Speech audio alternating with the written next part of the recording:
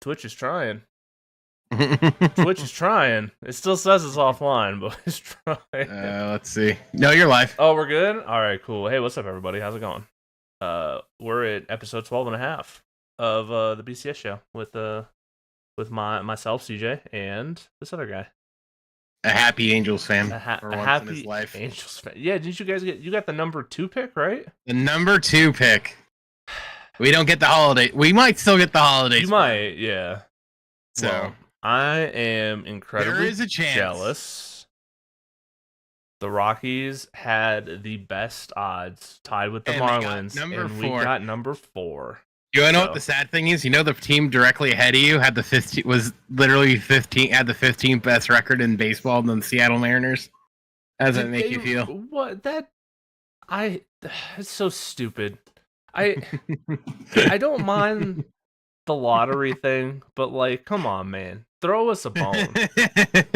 Yeah, don't you feel better? No, honestly, the Major League Baseball might as well just take the team away. They don't care. Like, I don't know. The Rockies have never been good. Would it make you feel better if they actually spent money? Because I think I saw something where it's like the Nationals, the Angels, and Rockies can't get like a high pick next year.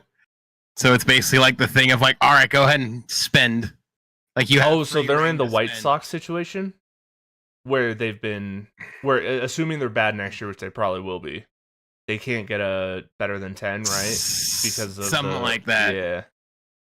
But the whole thing is like argumentatively that I think I heard when I first heard that and I had it explained, I'm like, that makes sense because then if you're a GM, you sort of know like, okay, F it, we can go gung ho. Because it doesn't matter, because you kind of have, because your position's set. It's like trading your first round pick in the NBA where you don't have control of it, where you might as well be as good as you can. Yeah, it's like so you kind of have like a who gives a shit sort of thing. I think I saw it. Did I see it somewhere? The thing is, like, that still doesn't give incentive for teams to spend, because like, okay, the Rockies don't get a top 10 picks next year, even though they will be one of the 10 worst teams in baseball. Okay, that's fine. Like, the Monforts are still saving $100 million. Oh no, I'm sorry. Right? Okay, I apologize. So it's the Nationals. Oh no, the Rockies are eligible to land a top 9 pick. So the highest they can go is 10. Is 10, which is what happened to the White Sox. Yeah. Yeah. So at this point, is like you're kind of just if you are sort of like you said, like it's sort of an effort. Let's blow our load because we're not going to. Honestly, I think to me it does the opposite. Where it's like, we're not going to get a top 10 pick anyway. Why spend the money to field a competitive team? Because like, the Rockies. The whole thing is if you're looking at it this way, is like, even if you were to give up your first round pick for like a high end free agent, going back to the NBA thing. Oh, right, because Major League Baseball does those stupid, like, hey, you signed a free agent, you lose your first round pick stuff. Something like that. Like, I forgot about that. Yeah, but like you can stupid. But I think now it's compensation picks. I think they didn't. Okay, like the NFL moved away from it. Yeah, but it's like you do get a draft pick. I want to say, because I know you get a draft pick if you lose a high price free agent. Yeah. Yeah. Yes. It used to be you would lose like your first round pick. So let's look. Yeah, so like, qualifying offer. Yeah. So they readjusted because it did get a little ridiculous, because like if you're outside of the top 10, your draft pick was gone. So that's how the Angels got 2 back-to-back first round picks and got Mike Trout. Gotcha. Because they got the Yankees first round pick. But now it's like a competitive balance pick or something. Right. Player, what is it? Because I remember a couple years ago. Yeah, competitive. Yeah, it's like something like that. And then if they get signed, it's like you get some bull. You get So the 10 lowest revenue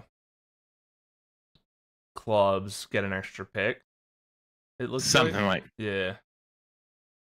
Yeah, so receive revenue sharing, they get a pick, or a pick after the 4th round, or so like like if like the Angels to the Dodgers, they get a competitive just get a competitive balance pick or something.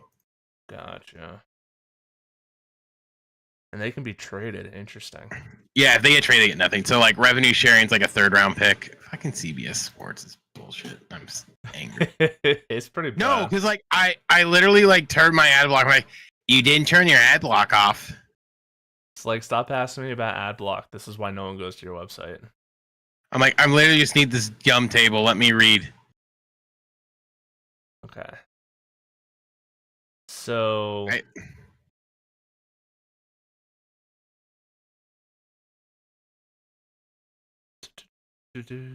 So apparently 14 teams in the 24 draft got competitive balance picks. And so round A takes place after round 1, and then round B is after the second round. Yep. And then it's ordered by finish of the previous year. Yes. But each team only gets one of those picks. Correct. Okay. Huh. Yep. It's just a mini round. Right. So you really have nothing. So basically, it's the idea of you have nothing to lose.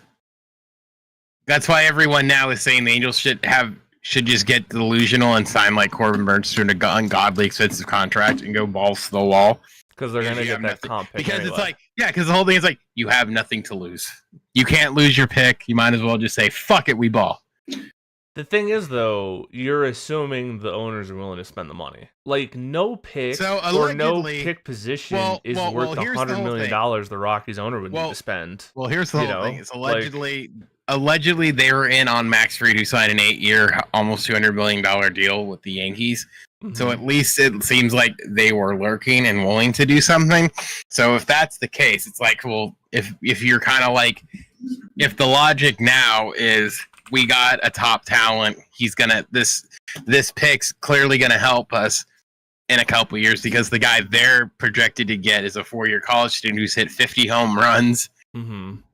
So wait, you're last 2 years. So you're saying the Rockies were in on that on the guy that's out? No, the Angels were. The Angels were. Okay, gotcha, yeah. But what I'm saying is like the Rockies should be as well, right? Because I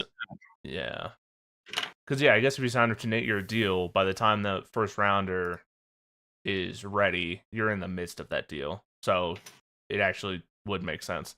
Because I have trouble. I always think of it in NFL and NBA terms, where like the longest deal is like 4 years. And I'm like, none of these young guys are going to be ready by the time that deal is like around, like, what's funny what's the point? Is if you were to look at like the like Juan Soto deal and stuff, where it's like, people are laughing. They paid a 36-year-old Juan Soto for like $200 million. I'm like, no one's looking at the back end of that deal because they don't care. Yeah, who cares? They're hoping the front end is going to be fine. Yeah. But like, could you imagine that in like NBA terms, where it's like 5 years, $100 million or something?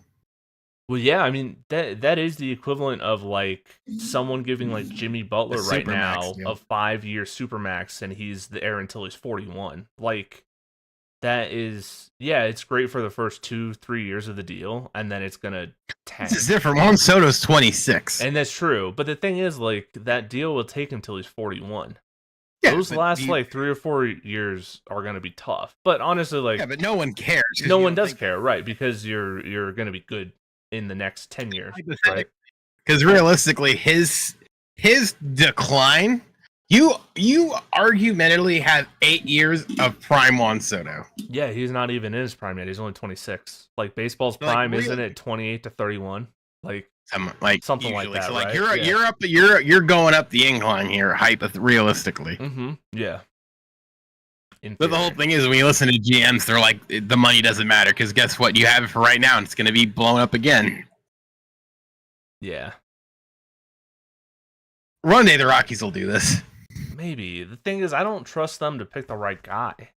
Like, they did that, and they got Chris Bryant, and he's a shell of himself. Like, speaking of we're just continue this baseball trend. So the Angels apparently are checked in on Nolan Arenado, and I said this in our chat, and I said I need this to happen. I need the Rockies and the Cardinals to pay down Arenado's contract for this to happen. Yeah, I need this. I guess are the Rockies still paying that contract? Yes, Yes, they are. They're sending $50 million a year. Over $5 million in each of the next 2 years. I think they've sent the majority of it. I think so. Okay, so yeah, according to Google, he's under contract 3 more years. Salaries of 32, 27, 15 million, and the Rockies will cover $5 million each of the next 2 years, according to Forbes. So who knows if that's a good? I mean, it's Forbes, but I don't know other sports. I need. You know what? I am on board because this is why. You guys will have a healthy Mike Trout all year. You're gonna have some pitcher I don't know the name of win a Cy Young. And you guys are going to win the World Series. Nolan Arenado is your third baseman or shortstop, whatever. And part of that championship is mine. Okay? Because Nolan Arenado. Because Nolan Arenado and the Rockies are kind of paying for his salary a little bit. So, like, 1/6 of that player's ring. You want a ring. Is mine. You want like a ring pop with the Seahawks, like a purple one. Okay, yes, I want the ring pop version of a World Series championship. Yeah. Understood. Because we will never get there. Understood. So, okay, so Nolan Arenado, do you even want him? Like, he's better than Anthony Rendon. Okay, true, I guess. It's just he's fallen off a cliff, right? Like that's the only reason the Cardinals want to get rid of him is because he compare him to Nolan Arenado. Compare him. Just compare him to Anthony Rendon, and you'll see why I want him. Yeah, I mean, I figure, yeah, it's not even close. Jesus, yeah, oh my God. So Arenado last year had like 16 home runs, 70 RBIs. Rendon, in about a third of the games, had no homers and 14 RBIs, and a 218 average. Yeah. Oh God, that's below the Mendoza line. That's bad. Yeah, so you see why it's like I'll take a dying Nolan Arenado. You'll take a heavily used Arenado. I don't blame you. He's still he's incredible. He's still a hell of a fielder. Oh yeah. What's crazy is I read an article that he's like, yeah, I'll play any position. I'm like, why would any team want to move him from anywhere but third base? Because there aren't many third basemen that can field as well as he does. Why would you even move him? I don't understand. I think weirdly, I don't think he cares, and that probably is what it was. But the whole thing is, but I think the thing is with him is when you looked at the teams that like they wanted, and mind you, the Cardinals beat writer for The Athletic is very much like basically saying like he's not going to the Angels. He's on the list, but it's not happening, sort of thing. But it's like somebody made the point. It's like. Yeah, it's like no one knows who this beat writer is, and all of a sudden she's getting like out there. But it's sort of like what some like others have talked about, where it's because like she said, so Katie Wu, who is the beat writer for the Cardinals for The Athletic, says the Angels don't make sense for an Arenado. He wants to go to a team that wants to win. Now, granted, well, kind of little. But that's the whole thing. It's like that's the thing. It's like and I know like as a writer when it comes to this stuff, like your information isn't how do I put this? Your information sometimes it isn't perfect, especially for beat writer. Well, it's not even that. It's like I try not to write team propaganda pieces or just be team propaganda. I don't believe in it, but some writers, do. I'm not saying she is, but there was some things that have been talked about, and one of them from a podcast I listened to from Locked On is they made the comment too of like, look, yeah, they want to get younger, not necessarily something the Angels would want to give up. Now, however, if they were to be like, hey, we'll trade you shitty contract for shitty contract, we'll take Arenado, you take Rendon for 2 years and see what the hell you can do with him. Because the teams that they're saying that they've looked at, or they've sort of looked at to be traded with, where it's like, he said he has the Dodgers, the Padres, Angels on his wish list, and he said he'd be willing to accept trades to the Phillies, Mets, or Red Sox. Right. Yeah. Like Mets, maybe if they want to part with like Beatty, but they could get him. Same thing with the Phillies, if they would give up Bone, which they've sort of talked about doing. And the Red Sox, I don't necessarily see, because that means they have to move Devers to first. So maybe for Tristan Cox, I suppose they could do it, but it's a little bit like, it's like, how much money do they want to eat up? Because if it were, because that's the only reason why I think the Angels make sense, because he's got 3 years, Anthony Rendon has 2. So they essentially get 1 last year, and it could just be one of those, like the NBA does, like those weird like salary dump moves. Salary dump, yeah. You're trading a bad salary for a bad contract, but you're also reducing the amount of time you're with that bad contract, and that would allow the Cardinals to reset sooner, right? Yeah. So realistically, like, and this is my NBA trade is like that bad contract, and the Cardinals send like $10 million or something, right? On top of like the Rockies to help pay it down, because it's like, hey, we get 1 less year. Right. Like, that seems like a fair trade, and then maybe throw in a couple like B-tier prospects or something. I don't know. Because like, to me, that seems fair. Like, if he wants out, you kind of like, you get 2 years or something. Because I think a lot of people are expecting like, oh, they're gonna get like Alex Bohm or Brett Beatty for him, and I'm like, I don't think he's worth something like that.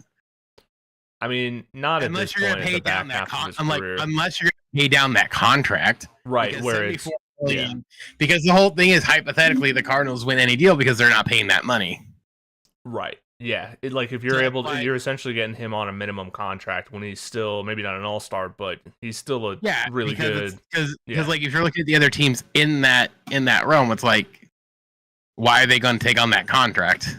Right.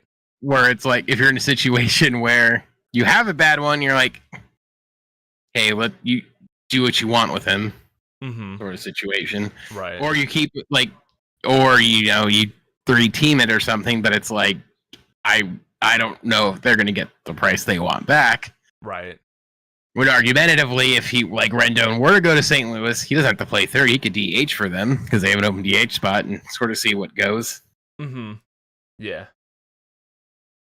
And honestly, like whatever, or he could just retire, or the Cardinals could end up flipping him for someone else too. So it's not even like, like there could be a 3-team deal where it's like, oh, like we'll take a flyer on Rendon, and Cardinals will get something they actually want back, and the Angels get Arenado. Because like, and I will mention because like I read the article that of the 6 teams, it was reported by MLB .com guy or whatever.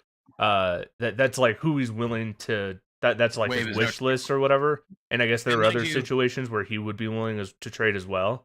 And mind you, he is from Southern California. I was just about to say that he's from Newport. Yeah, he's from Newport. He went to El Toro, so a lot of people are saying like that's the reason he wants to waive it to the Angels, is because maybe he wants to come home, and that's sort of where he's at. And I mean, that makes perfect sense, right? Yeah, like, it's one of those things where it's like, realistically, if you could get it, I'm not saying they're going to. The Cardinals are in no real position to do any favors, but I do think that when a guy's sort of, in his head he's like, my first instinct is to go home. Like, I want to go home, and the Angels could help me be closer to home. Then maybe they kind of get something to work where it's like, hey, you were good you were good here for a couple years. We'll bite the bullet and take a worse contract to make it happen, but we get 1 less year. Right. And the thing is too, like, Arenado's the one with the no trade clause, so he has the power anyway. So if like, if they can't strike the deals with the other 5 teams you're willing to wait for, and the Angels are the only one that are giving an offer, like. But again, we don't necessarily know, and we don't know what that offer is because some, like we sort of talked about, where it's like they could argumentally have both of them and just move Rendon somewhere else. The GMs talked about it, but at some point too, it's the big thing is just like, well, why don't we just cut him? He's not doing us any favors. He's sort of just there. He's kind of not doing great. Like, right. Like, what's the better position? But I don't know. If Arenado comes to the Angels, hey, I'm all for it. But I'm more intrigued to see, like, if the Cardinals would be willing to do, like, a bad contract for a bad contract. Yeah. Just because, like, I think that AAV is even lower, too. Yeah, I think the Arenado's is Arenado's AAV right now. Well, it actually gets smaller. as the years go on. So his goes up. So his this year and next year are $38 million. Mm-hmm. This is $38 million hit, and I don't know what his for the. You said his goes down. Yeah, Arenado's goes down. It goes 32, 27, 15. It looks like. I just want to see. So I want to. So wait, where is he? Oh, there he is. Numbers, but it still goes down. So he's a 20. So he's 25. Okay. So for 2025, it's 21-16, and then I guess 15. Mm-hmm. And then there's a bunch of deferred money with him too. It looks like. Oh, was that it? Because I was gonna say because I wonder too if realistically, if they were to look at like, I don't know, because like if the money's going down, I don't know if I don't know, because like my question, would you take 2 years of $38 million or what is this 31? Another 42? So do you take on an extra $20 million? Like I don't know. Do you take on an extra $20 million over that extra year, essentially? Yeah, but I guess the deferred money too. You don't have to worry about. Right. That's 10 years. So he's getting deferred money till 41. Oh Jesus. Yeah, he's got deferred money for days. God damn. Yo, his agent did work there. Well, this was Colorado, so this is all Colorado. But that's what I'm saying. Like his agent was able to talk Colorado into a terrible contract. But I wonder. See, okay, like I know we make a big deal with deferred money now. You know what's funny though is I've wondered this, but no one's answered my question. I wonder if instead of deferred money, I kind of want what if I'm just saying I know they would never do. This feels more like a retirement payout than it does like back end of contract money. Well, yeah, that's all the deferred money is, right? So it's just like, hey, you get X amount of retirement every year. Yeah, exactly. I mean, Bobby Manila is, I think, still getting his last handful of checks from the 90s. Like, if I was a Major League Baseball player, I 100% would build my if I could. That's how my contract would be. Make a big chunk and then, coast on $2-3 million over the next 20, 30 years. You're set. Yeah. Oh, I agree. Shit, I'll take that now, dude. I agree. I agree with that. I was just sort of like, we make a big deal about it, but I guess $3 million at the end of the day is nothing. For these guys, no, it isn't. So yeah, it's. Oh, there's that. Well, I hope he ends up on the Angels. Because God, him and the Yankees or Dodgers would make me sick. Anywho. All right. So my team got screwed in the MLB draft. One day. Here's the if you want to put the sort of like thing on, is realistically there's plenty of time between now and the draft to where what you're projected to get might not be the case. So you could still get like another like donkey guy who hits donkey bombs like you did this year. That is true. If there's someone the 3 teams in front of us fall in love with someone drops essentially to number 4 basically. I mean, yeah. And honestly, like I don't know any of the players. I don't know. I don't either. Like I'm just like that sucks. We got 4th instead of 1st. Like, but the whole thing is like I don't know. And it's a crapshoot anyway. I understand. It's not the NBA or NFL draft. I'm cool with the second pick because you know why? Because I don't have to worry about the decision. I don't have to worry about screwing it up. I just take the guy that they didn't take. Yeah, choose your 2 favorite, pick the guy they didn't take. Yeah. Like, honestly, like, that's why, like, I think the number 2 pick in any draft's the best pick because you don't have to worry about it. If you have 2 guys on the board, right? They take the one guy. All right, we're stuck with him. And that's the thing is, like, really our choice. If he sucks, oh, I'm sorry, we wanted the other guy, But yeah, that's literally what I literally heard that exact thing with Caleb Williams and Jason and Daniels.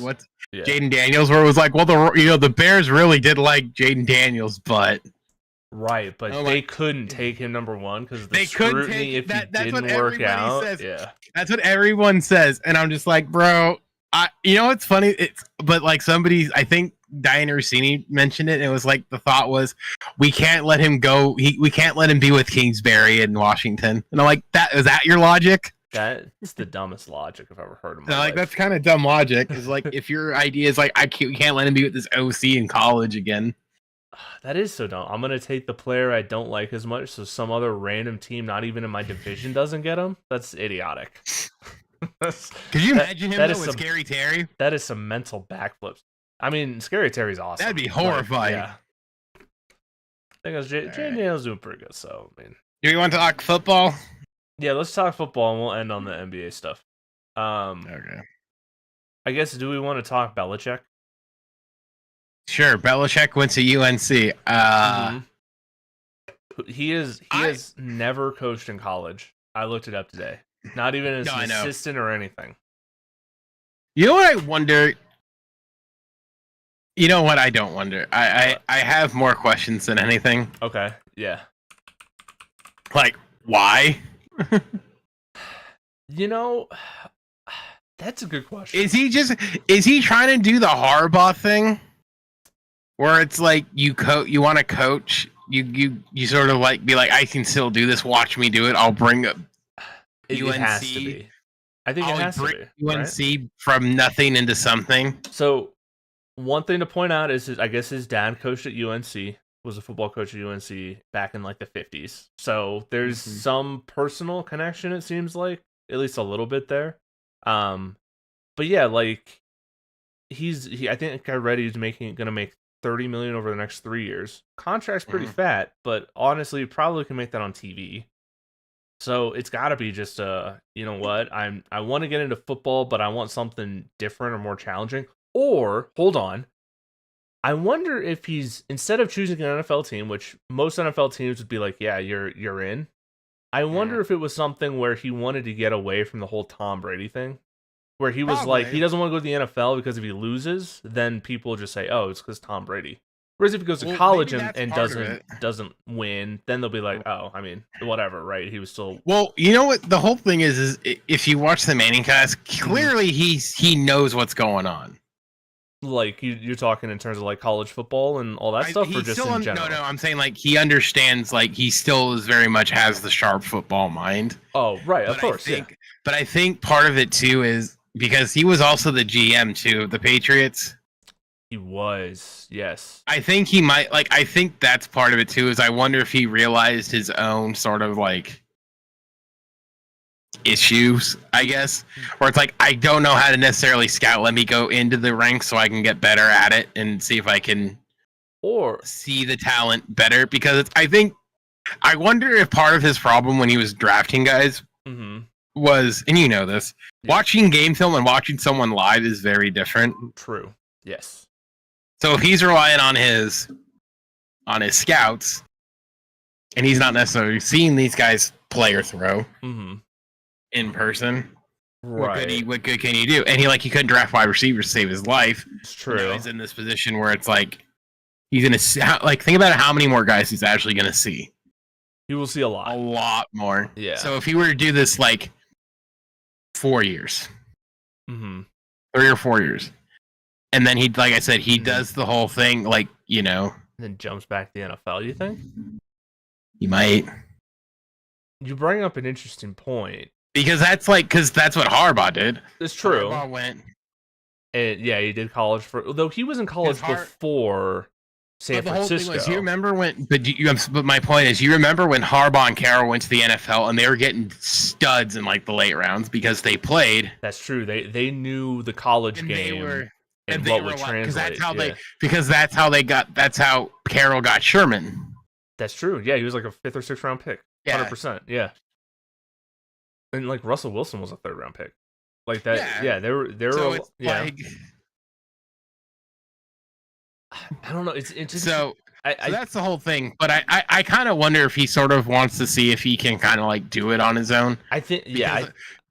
Yeah, because it's like because the whole thing is he has to look at sort of like what Deion's doing and being like, if Deion could do that, fuck it, I could do it. All he has to do is show up at a recruit's house and show his dad his 8 rings. The kids go, you know. Yeah. This whole thing is you're not recruiting 18-year-olds. You're trying to recruit the parents, and all the parents now are, you know, a little bit older than, you know. Yeah, I remember they're dealing with, you know, they lived through the Tom Brady, Bill Belichick Patriots their entire childhood because they're, you know, 10 years older than us or whatever. So you brought up an interesting point in terms of him with the talent evaluation, but I wonder if it's kind of the other way. So like, obviously, yeah, he was the GM of the Patriots and made all the football decisions.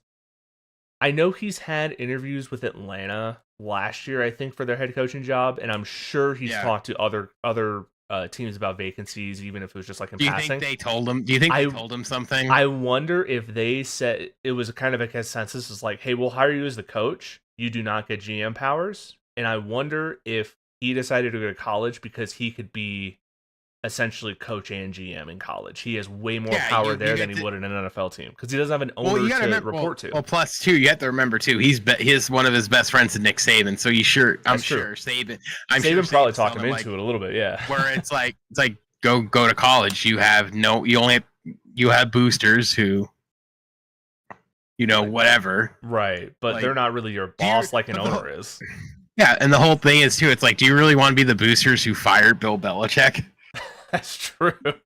Like, you don't want to be like that guy, right? To be fair, those boosters did fire Mac Brown, so like he's kind of a legendary coach himself, not in the same level, but like no. But let's be real, Mac Brown at this point, yeah, he's not.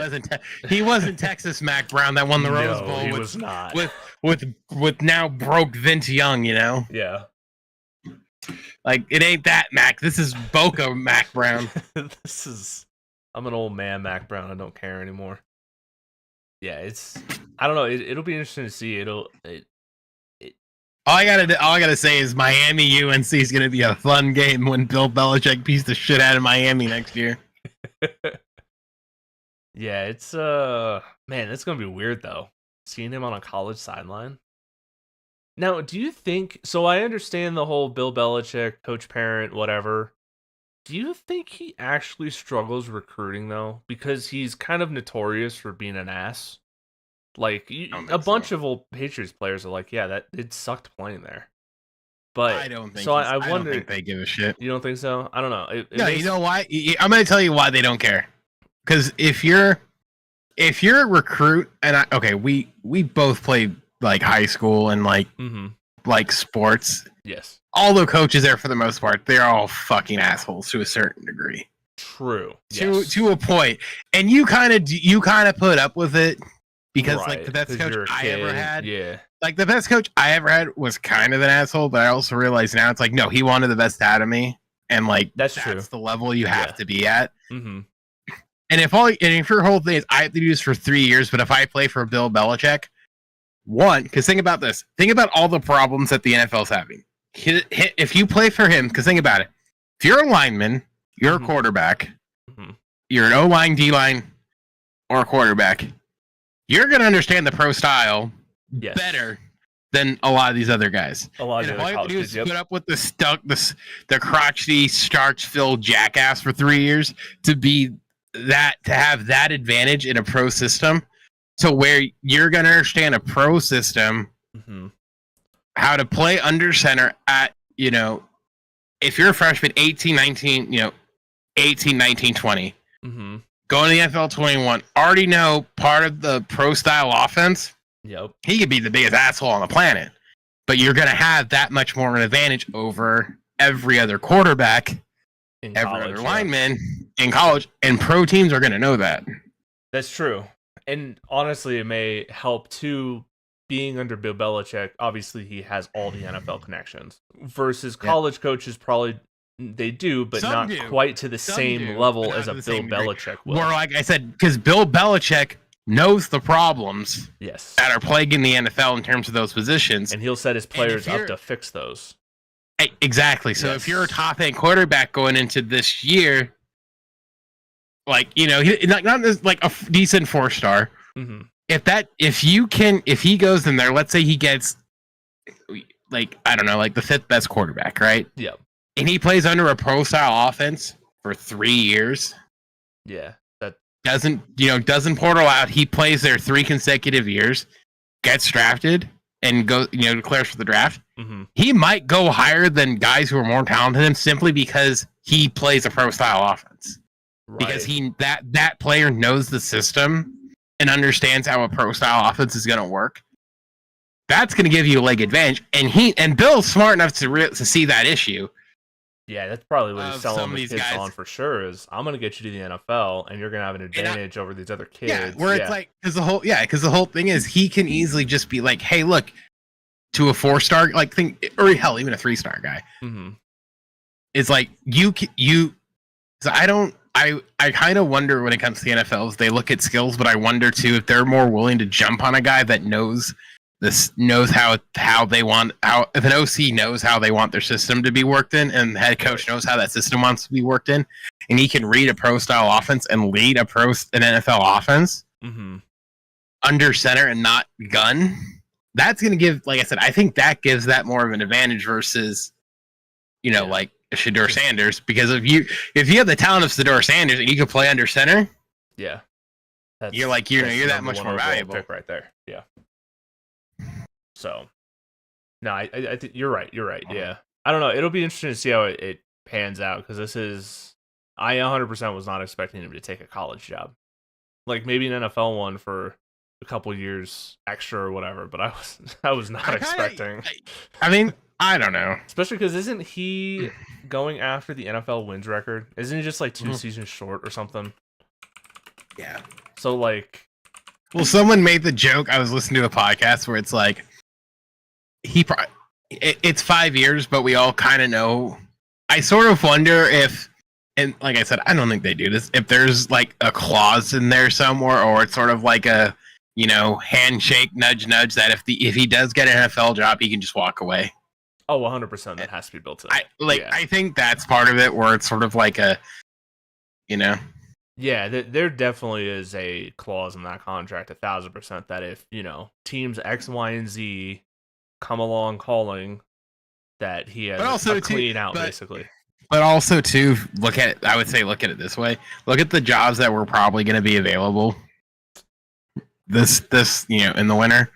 Dallas. Do you really want to go coach in Dallas? No one wants to coach in Dallas. Do you really want to coach in Jacksonville? No. And honestly, that's probably why he took this one, right? Especially the fact that Mac Jones is there. It's like, do you really want to deal with that kid again? I know.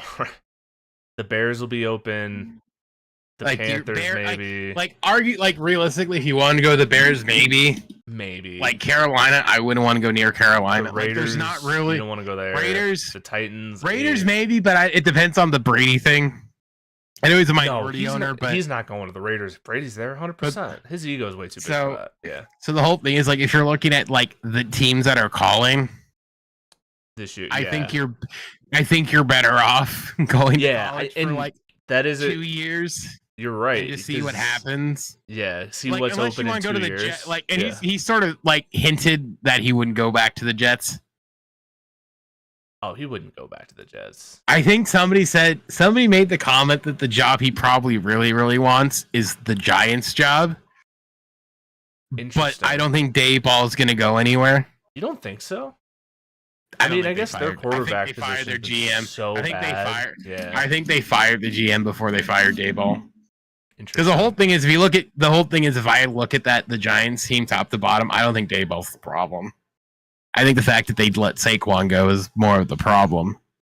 Yeah, and the fact that they signed Daniel Jones to a contract, even though he definitely is not deserving. Yeah, their roster sucks. Oh my god. Like, that's not a Dayball thing. Dayball can only do so much. He can only do so much with the talent he has. Damn. All right. Talk games this weekend, and then we had a big game. Then we'll talk about NBA stuff after that. We had a big game that Colts may decide the playoff race. I mean, it definitely will determine if the Colts are in or not, or have a chance, I should say. The funny part was somebody else was talking about, it's like the Colts schedule is really easy and the Broncos schedule is really difficult. It's not too. We looked at it. No, that's pretty rough. Yeah. Chargers, Bengals, Chiefs. Yeah, that's not. You're probably gonna you could lose out, and the Colts have a very high chance of winning out. Yeah, but like we've already talked about, like it could be that by the time we hit those last 2 weeks, the Bengals and Chiefs aren't even trying because there's nothing to play for, So, like, because the Bengals are not. they're not out of it, but they're not in it. They are. Where are they? Playoff. There we go. The only teams that are left are like Miami and the Colts. Miami, Colts, Bengals. Those are the three that still have a shot. And let me tell you something. I'm willing to bet Miami's out of it in my head. I think Miami's out, and I think Cincinnati's out because they're 3 games behind that last wild card with 4 games left. Like, they would need to win out and then have some miracles happen. Yeah. So, because at least one of the Chargers Broncos are going to win a game because they play each other. So there's really only one spot up for grabs. But yeah, man, what games even look good? Like, we do have our game, which honestly I won't be able to watch because Magic. Rams 49ers tomorrow. Bleh. I picked. You know what? I am no longer trusting Deebo Samuels. Juan Jennings is my guy now. Yeah, Deebo's been rough this year. He's firing off some tweets where he's talking about his touches and stuff. The motherfucker needs to catch a football. I mean, it probably would help. I mean, it doesn't help their quarterback position's been tough because Purdy's been hurt, like, on and off all year. The whole thing is, it's not a Purdy thing. I think the problem is, like, I kind of, you know, part of me wishes they just made him the running back primarily, and then just been like, and sort of like remove the touches thing and just be like, all right, we're just gonna, we'll just hand you the ball. Yeah, it is amazing to me they don't use him as a running back more. Like any of these guys, Deebo, guys like AJ, Jennings. Like they're so just in general wide receivers and running, like wide receivers especially. I don't understand why a lot of these teams don't use their wide receivers more creatively.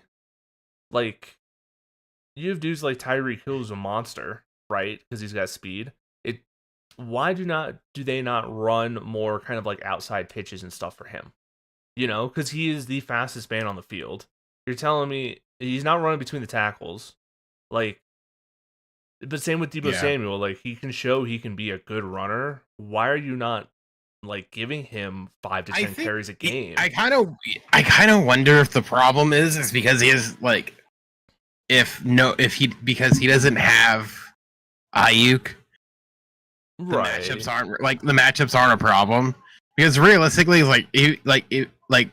Jennings kind of gets going in the first couple quarters and then doesn't really do much from what I've seen. Mm-hmm. Because it's like, oh, they shipped the number ones over because they don't care about Deebo, which I'm like, right. I don't know. But in terms of games for Week 16, Bills Week Lions, 15, right? That is Bills Lions. That's the best Sunday. one. How is that not a Sunday night game? What the hell? Because they were like, let's have Packers Seahawks, which isn't a bad game, but like, come on. I guess the whole thing is, I guess they can't have every giant game be Sunday night. I guess they probably have contractual things where CBS has to get a couple, Fox has to get a couple. But like, and by the way, you did see last Sunday night that clearly the Chiefs have made a deal with Satan. Oh, 1,000%. Yeah, there's no way to dispute it. There's devil magic. At some point, they're gonna have an exorcism in their locker room. It's 100% gonna happen. Get rid of them.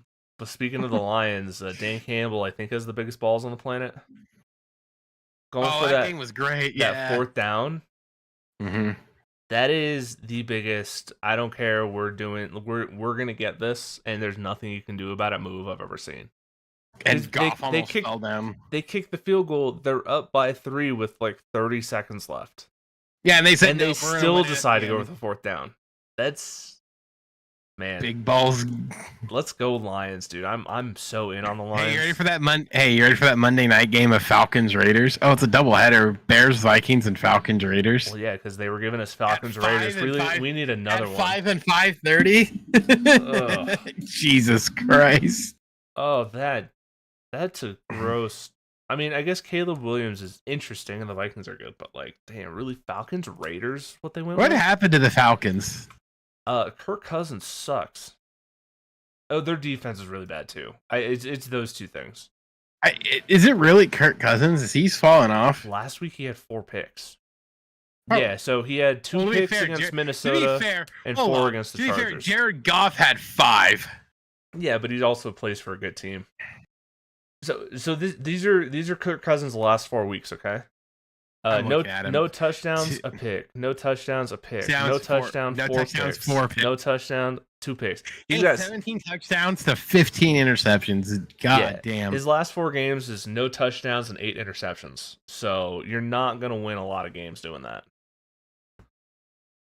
And I guess hopefully he just sort of just figures it out. I guess he was kind of balling for a little bit, but the whole thing is, I know some people are saying oh, go to Penix. I'm like, I don't think Penix fixes your problems. No, well, part of it too is their defense can't stop a runny nose. I'm pretty sure they are bottom 5 in defensive scoring, if I'm not mistaken. I have to look now. Defensive leaders, points per game. Where are you? I'm really glad that's not just here. He hasn't thrown a touchdown in 4 straight games. Yeah, that's not good. That Denver one is just baffling. He was 6 for 30. He was 18 for 27. Yeah, the Falcons right now are 1, 2, 3, 4, 5, 6, 7, 8th worst in points given up per game. Down with the teams you would expect: Panthers, Cowboys, Raiders, Bengals, Jags, Titans, Browns. That's insane. Yeah. Ooh, look who's number 2 on that list. Broncos. Denver Broncos. 18 points per game given up. Oh my god, our defense is so good. Yeah. Yeah.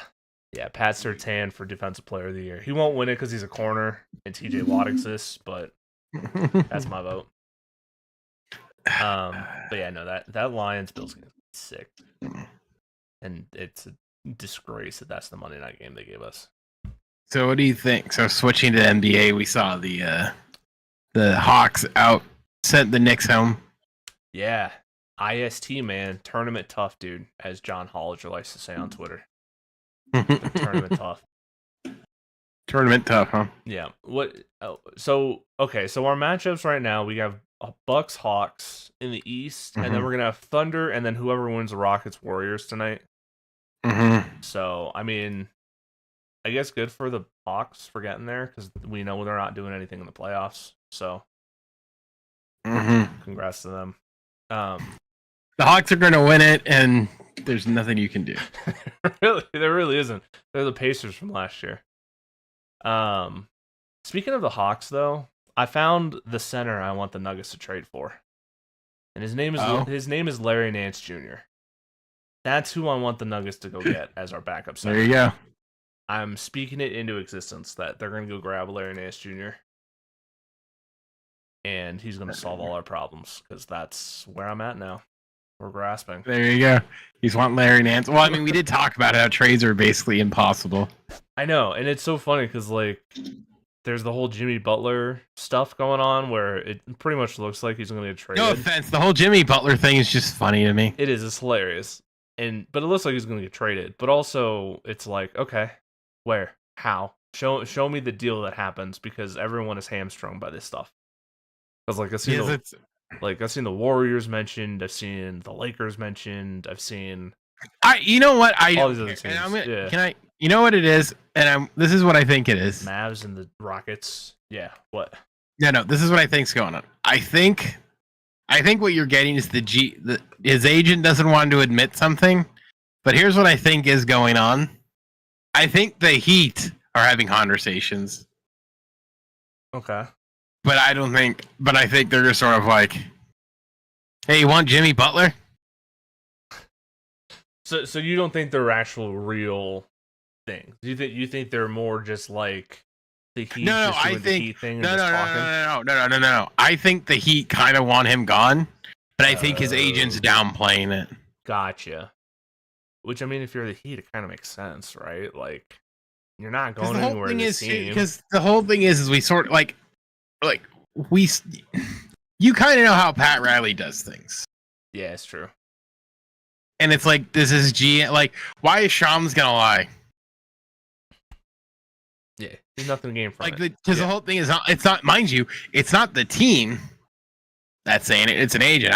The agent can say whatever the hell he wants, because the agent's just gonna act on his player. Right. But it's not like Jimmy Butler has a no trade clause or anything. He does not. But I know it has been mentioned that he has like preferred destinations.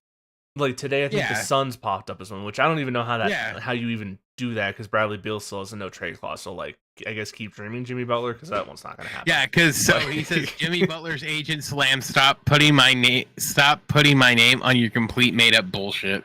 Yeah, I mean, and I'm like, I don't think it's complete made up bullshit. Oh, there's no way it's not. And the way the way he's sounding is, I think there is something there. Yeah, and if you're the Heat, you should want to trade Jimmy Butler. Oh, like 100%. You're not winning a championship with this team. No matter what these Heat homers want to believe, you do a soft rebuild with Tyler Hero and Bam, and you kind of work from there. And what's even funnier is, if you want to talk about this, is apparently the Lakers have told LeBron if he wants to get traded, they'll trade him. Right, which again, I think for the Lakers kind of makes sense. Again, like you have an aging guy, you're probably not winning a championship with this roster. Get something back. Plus two, this is here. I think they kind of want him gone. I think they do too. He brings, obviously he's the second best player ever. But the whole thing is, I think with the Lakers is, I think Jeannie Buss has sort of realized. See, the problem is like the Buss family kind of went from Magic to Kobe. Mm-hmm. Two guys who were like, end of the day, they would die for purple and gold. Yes, 1,000%. Where it's like they got their money towards the end, but that was more so out of like, hey, thanks for getting us like all these rings and shit. We kind of don't care. Right, putting us on the map for like, thanks. Continuing. And the thing with LeBron is this isn't like LeBron got one ring. He did in the bubble, which a lot of people call a Mickey ring. So, and it's one of those things where I'm kind of like, if he wants to go back to Cleveland, because I think that's where he would go, send him. I don't care. Yeah, send him back to Cleveland where he belongs and take Rob Pelinka with you. Well, that's the thing though. Is like Lakers fans don't have the personal connection to LeBron like they did to Kobe and Magic. Like, oh, I don't. When he came, I was like, cool, he's here. Like, all right, cool. He win more rings. It's like, we got one. All right, you can go back to Cleveland now and retire as a Cab like you want to. Like, let's. It's one of those bits where I'm kind of like, let's just cut the bullshit and just go. Like, just tell me, give me Colin Sexton. We'll call it a day. Right. Like. That'd be incredible. LeBron just finished out in Salt Lake. It's a 3-team. Probably a Colin Sexton or something. Yeah, no, the Lakers. That's really what it would be, right? Is like it's one of those things where it's like if Jimmy Butler wants to play wherever, like just let it be. Then I don't have to deal with this bullshit anymore. Like the team's theory with JJ Redick, the team's Anthony Davis's team. So at this point, yeah. Honestly, like who are we fooling? I think that Golden State Warriors one makes a lot of sense because the Warriors do have a lot of depth they could trade for LeBron, and I guess the Warriors are looking for a second wherever the fuck he wants to go. He wants to go to Miami. He wants to go to Cleveland. He wants to go to Baja California. I don't care. He wants to go. Don't let the door hit your ass on the way out, LeBron. Hey, how do you feel about Michael Porter Jr.? Just saying. I'll take LeBron. I'll take him for 3 years. That's fine. You know what? Go for it. I'm in. You know what? Anywhere but Denver. Hey, I'm. You got Luka coming in like 2 weeks. Get the fuck out of here. Yeah, no, and then we'll win a championship. You know what? He'll with LeBron, go to. and then flip him for Luka. Here we go. Yeah. No, hold on. I got it. Okay. He's gonna. We'll trade. Lakers will get Luka because he wants to play with Kyrie. God, no. No. We get the Beluga whale. No, I want Luka. He's coming. No, I got it. The money makes sense. Wait, hold on. Where's that NBA trade machine? NBA trade machine. Luka for LeBron, straight up. Wait, does that actually work? Hold on. Does that work? Hold on. It might actually. If it does, I'm gonna be slamming. I'm gonna take a screenshot and tweet it. Please work. All right, let's see. Luka, Dallas. Oh, I can't trade him yet. That's fine. Are the salaries closed? That's the important part. Yes, they are. Yeah, they are. You just have to throw in Derek Lively or something. No, Quentin Grimes. You throw in Quentin Grimes. Done. Let's make it happen. Wait, can I trade him in the NBA trade machine? Hold on a sec. Hold on. I'll trade him in a heartbeat. Yeah, I'll do it. You probably could do that, actually. Wait, modify contract. I can modify the. Hold on. Oh, can you get rid of that whole thing on a different trade machine? That's actually sick. It says waive the remaining amount, so we're gonna waive the remaining amount. Oh, Nuggets can't get him. Oh, what a shame. Salary-wise, it just doesn't work. He makes too much money. The only guy we could trade for him is Jokic, which is never happening. So hypothetically, it could happen. Go play with your buddy Kyrie in Dallas. God, that'd be so Give me weird. Luka. Give me the Beluga whale. Nah, you're not getting Luka. You don't know that. I don't think we just proved it could happen. He doesn't seem like the kind of guy that even wants to play in LA. Shut up. Like, he just seems like a small market dude. Yeah, but doesn't he want to play with Anthony Davis, who's the second best center in the league? Hey, you're gonna make some Philadelphia fans really upset if they could read. Okay, like. Well, Embiid would be the second best center if he actually played a game. That's true. He's always hurt. Who's played more games the last 3 years, Ben Simmons or Joel Embiid? Oh my God, that actually is a really good question. Hold on, I have to look. It's probably kind of close. All right, Joel Embiid games played this last year. Ben Simmons. I think Ben Simmons missed the whole year, so I think it's going to be Embiid, but it's probably closer than it should be. Let's see. He has played 75 games. Uh-huh. Ben Simmons has. Okay, Embiid's played more in the last 3 years. Damn. I know. Damn. I wish it was more. Remember when Ben Simmons was good? Yeah, honestly though, I'm gonna say something a little controversial. He was never good. No, I think he might actually be kind of good again. Like, not all-star level, but I think he's actually like a solid NBA player. I understand he's like not scoring at all, but also like he's averaging 5 points this year. Yeah, that's what I'm saying. Like, he's not shooting at all, but he also is big and plays defense and facilitates the ball really well. Like, I'm not gonna lie, I know he makes like $1 billion, but I would be okay with him as a backup point guard on the Nuggets. Like, not replacing Westbrook. I love Westbrook, but like earlier this year, I'd have been like, yeah, I'd rather have Ben Simmons. If you ignore the salaries. In 18 games, he's averaging 5.2 points, almost 6 rebounds and 7 assists. It's not bad. Yeah, and he's shooting 50% from the field. 60%. 60. Oh, yeah, 60.8%. Like, he's essentially Draymond Green. Just he doesn't want to punch people in the dick. Exactly, he isn't a dirty player. That's the difference. So I actually am not. I don't think Ben Simmons. He gets a lot of crap, and I think he's actually legitimately injured. But like, some of that crap is undeserved. Not all of it, but some of it. Mm-hmm. I think his back destroyed his mental state when it comes to basketball. Yeah, obviously. Mm. All right, I got nothing else. Jimmy Butler being a trade. The Pelicans will probably just sell off everybody, so that'll be interesting to see. So we'll see. We got another 2 months before that deadline. We do.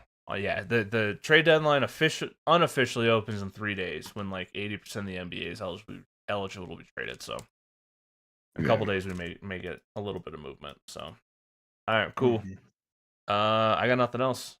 Nope. Come back Saturday, talk college football playoff because Bryce will be here and there's no rush to talk about that. We have 2 weeks. Probably talk Heisman. That'll be on Saturday night. And then bowl games we could talk about because TJ might be very cocky if Hunter gets it. 1,000%. Yeah. And also if CU beats BYU, we actually do get to play each other. So USC gets Texas A&M in the Vegas. Congrats. Hey, I didn't get the Pop-Tart. You didn't get a Pop-Tart bowl. I looked at the Pop-Tart bowl. Sad. It actually was like a good matchup, I think. Hold on. It's Miami somebody, right? Miami and Iowa State. You're telling me the Pop-Tart bowl is like for the teams that just missed the playoff? That's impressive. Good job on the Pop-Tart bowl. It's going to be dog shit. You think Iowa State's going to hold a match to Miami? No, 100%. They're going to get killed. But here's the thing. To Arizona. Here's the thing, though. No one is playing in these games anyway. Any good player isn't going to play. Cam Ward said he was going to play. Who did? Cam Ward? Why? Why would he play? That is stupid. I guess we'll argue about this on Saturday. But if you want to see that Pop-Tart, just go to the store and buy some and go make millions of dollars. It's fine. Just go. He will have so much money going in the top 10 this year, he can get a cook to go make himself a giant Pop-Tart, all right? Why are you risking that by playing in a stupid game that doesn't mean anything? You're so aggressive. I know. Let the man have his Pop-Tart. Hey, you know what? Good for him, I guess. All right, we'll be back Saturday. Peace, everybody. Enjoy Pop-Tart.